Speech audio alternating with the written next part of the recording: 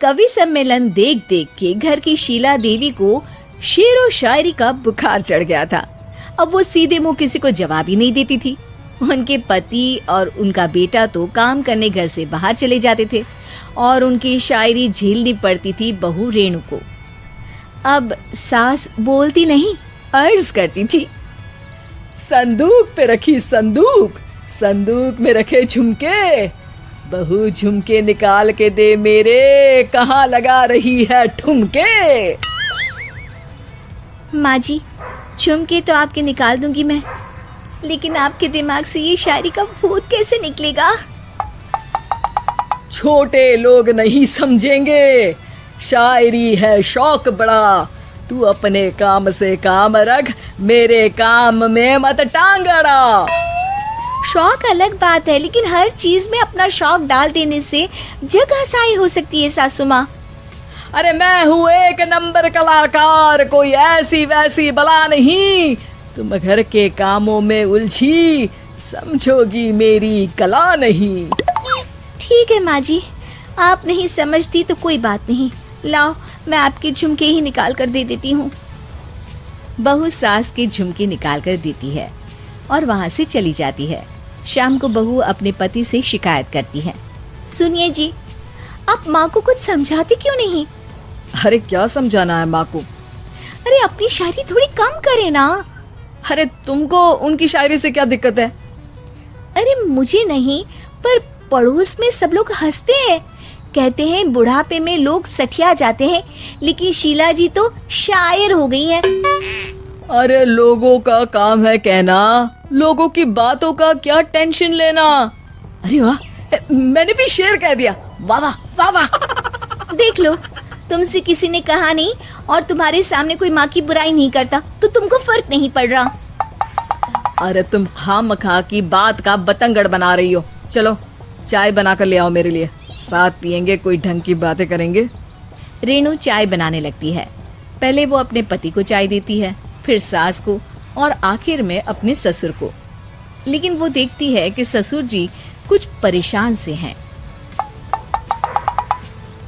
क्या हुआ ससुर जी, कोई बात हो गई है क्या? अरे तेरी सास बात बात पे शायरी करती है। कल मैंने पूछा कि खाना खाया तो तेरी सास ने क्या जवाब दिया पता है? अरे गलती की और आरोपी ने कोड़े खा लिए फटाफट, खाना तो नहीं पर पकोड़े खा लिए झटाझट। अब बता क्या जवाब दूं इस बात का? वो तो सभी से शायरी में ही बात कर रही हैं, मुझे भी समझ में नहीं आता कि क्या करूं मैं। बेटा उसको उसी की भाषा में जवाब देना पड़ेगा। मैं तो आम बातचीत में भी उसके सामने कुछ नहीं बोल पाता, शायरी में क्या बोलूंगा भला। ससुर ने जैसे ही कहा कि उसको उसी की भाषा में जवाब देना पड़ेगा, बहू को ये बात जच गई।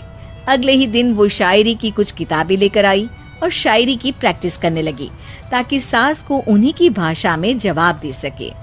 उसने दिन रात एक कर दिए। एक दिन सब साथ में बैठकर टीवी देख रहे थे, तभी रेणु सबके लिए बिरयानी बनाकर लाती है, लेकिन सास को बिरयानी भाती नहीं। कौवा करता काऊ काऊ, चिड़िया बोलती ची ची, इतना खराब बिरयानी बनाई है कि मुंह से निकले छी छी। बस इसी मौके का तो बहू को इंतजार था, क्योंकि अब बहू सास को उसी की भाषा में जवाब देने के लिए तैयार थी। माँ जी, हमको अपनी ये बेकार शायरी ना सुनाइए, जैसी भी बनी है बिरयानी चुपचाप खाइए। ससुर जी और रेणु के पति ने रेणु का जवाब सुनते ही जोर से ताली बजाई और सास ने जब रेणु का शायराना जवाब सुना तो उनके गले में बिरयानी अटक गई। बहू ने एक और शायरी का तीर छोड़ा। शायरी में बहू के सामने सास हो जाएगी ढेर, क्योंकि सास मारेंगी एक शेर तो बहू मारेगी 1.25 शेर। सास को छोड़ के सब वाह वाह करने लगते हैं। आज पहली बार सास को नहले पे दहला मिला था और रेणु ने सास का मुंह चुप करा दिया था। अगले दिन रेणु का पति उससे कहता है, अरे वाह, तुमने तो माँ की बोलती बंद कर दी, मजा आ गया। अब मेरे लिए कुछ बना दो, खाकर मैं काम पर चला जाऊं। शायरी ही है मेरा जीवन, वही करूँगी जी भर के। नौकरानी रख लो कोई, काम नहीं करूँगी मैं घर के। अरे तुम क्या माँ जैसी हरकतें करने लगी, सीधे सीधे बात करो ना। हो गई कल शायरी, रोज थोड़ी ना करोगी। शीशी भरी गुलाब की पत्थर पे फोड़ दो, जो मुझे शायरी से रोके उसके कान मरोड़ दो।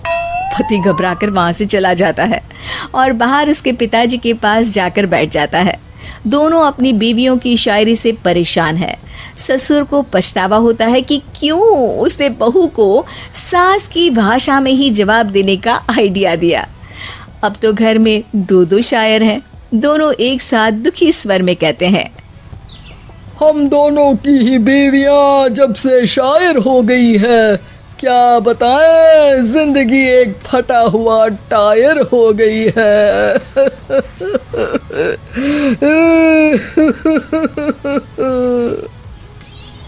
हम दोनों की ही बीवियां जब से शायर हो गई है, क्या बताए जिंदगी एक फटा हुआ टायर हो गई है।